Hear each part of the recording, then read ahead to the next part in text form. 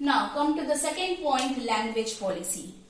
The formation of linguistic state was the first test for Indian Federation.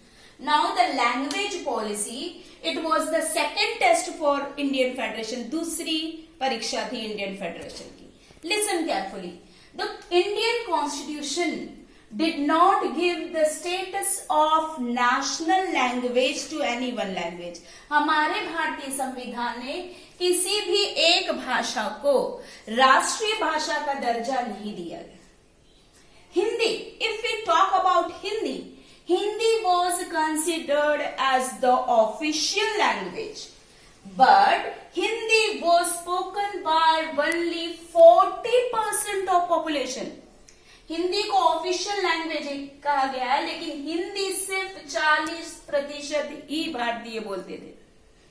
तो the Constitution of India recognized 22 languages as the scheduled language as the safeguard. 22 language which are the scheduled language of India, it is already mentioned in your textbook. Now the next, the leaders of independent India. Just now I told that Hindi was spoken by only 40% of the population. So 22 language was recognized as the scheduled language. Now the next point is, the leaders of independent India were cautious in spreading the use of Hindi. See dear children, every topic was discussed in our Constituent Assembly. Our Constituent Assembly had 11 sessions and 165 days sitting. 165 दिन की बैठक हुई थी, जिसपे constituent members ने हर एक topic पे discuss किया था. लैंग्वेज पॉलिसी भी, लिंग्विस्टिक स्टेट भी, every topic. The leaders of independent India were cautious in spreading the use of Hindi. So the constitution provided that, देखिए इंडिपेंडेंट लीडर्स ये चाहते थे कि हिंदी को स्प्रेड करना है, इसीलिए constitution provided that the use of English for official purposes would be stopped in 1965. 1965 में इंग्लिश ऑफिशियल पर्पस के लिए बंद कर दिया जाएगा. But it was also hotly debated. बहुत ज्यादा डिबेट हुआ था इसके ऊपर कि जब ये कहा गया कि इंग्लिश को ऑफिशियल पर्पस के लिए बंद कर दिया जाएगा, हिंदी को चलाया जाएगा. But it was not liked by many states. जब ये बात रखी गई कॉन्स्टिट्यूएंट असेंबली की, it was not like by many state. Some of the non Hindi speaking state demanded the continuation of the use of English. बहुत सारे जो non Hindi, जो हिंदी भाषा नहीं बोलते थे, they demanded the continuation of the use of English.